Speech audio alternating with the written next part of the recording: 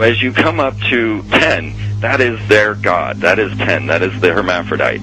But if you stop at 9 and you skip to 11, skipping God, then you are Luciferian. Because 11 is the number of the magician. It's the one step above. Once you have accomplished the tree of life, you are now the magician. You are one above 10. But they're doing it by skipping God. That's the symbolism of 9/11.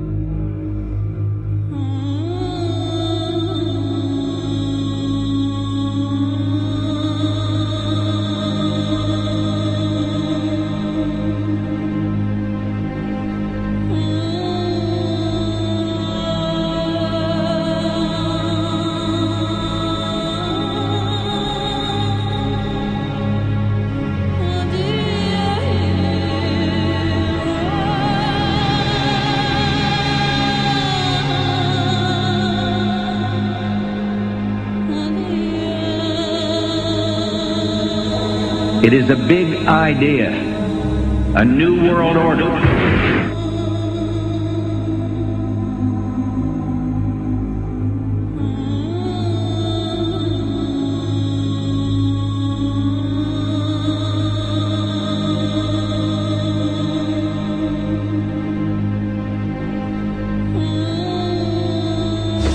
were on assignment. We were supposed to kill 2 birds with 1 stone. In Fight Club, Project Mayhem destroys a giant bronze spherical sculpture. This seems an obvious reference to the sphere at the World Trade Center complex. Trust me, everything's gonna be fine. In a pivotal scene reminiscent of 9/11, we see the destruction of skyscrapers and the change of a skyline. Second anniversary of the 9/11 attack on the World Trade Center, George Bush asked for an $87 billion increase in military spending.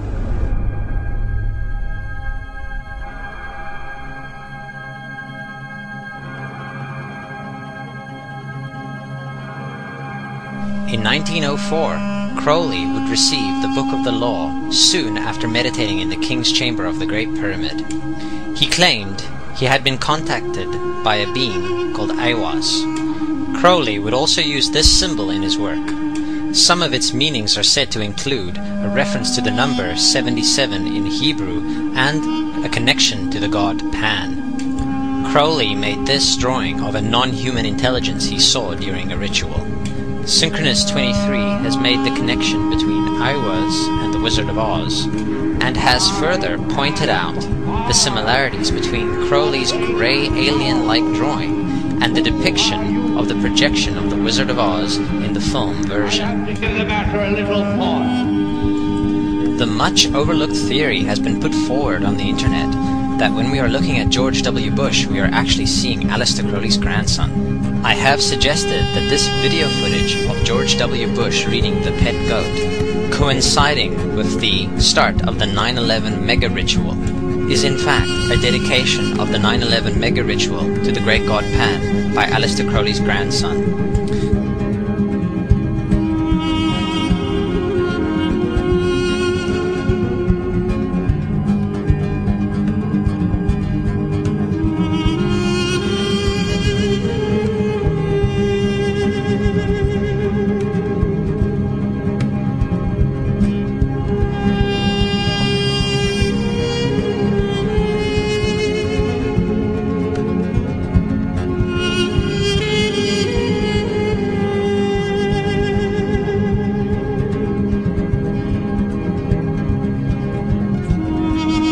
Things get a little weird. This is the 1978 version of The Wizard of Oz, The Wiz.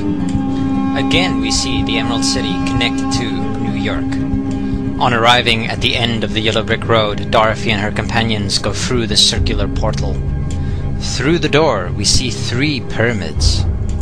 Behind the pyramid shape, in between the pyramid pillars of the World Trade Center, we see the sphere, the representation of the Kaaba.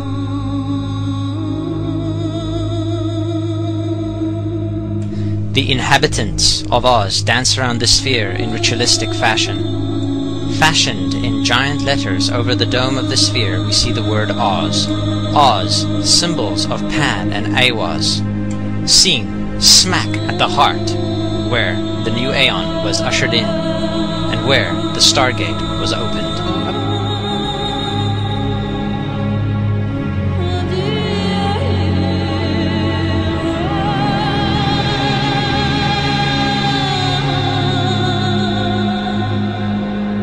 Between the Twin Towers is called the spherical caryatid. It was made by artist Fritz Koenig and was nicknamed the Sphere.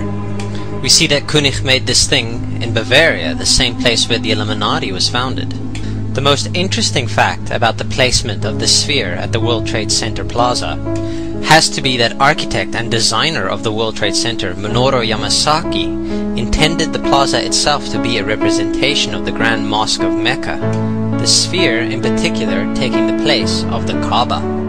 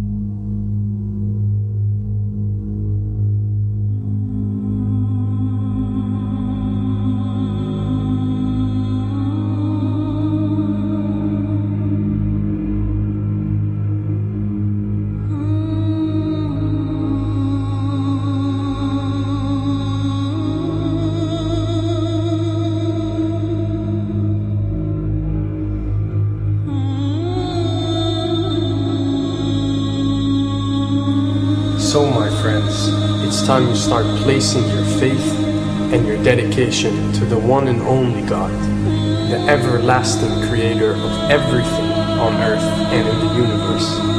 He is greater than anything our minds can comprehend. Do you know how many times Muslims are required to circle the Kaaba when they visit it? 7 times, each counterclockwise. Would you like to know why?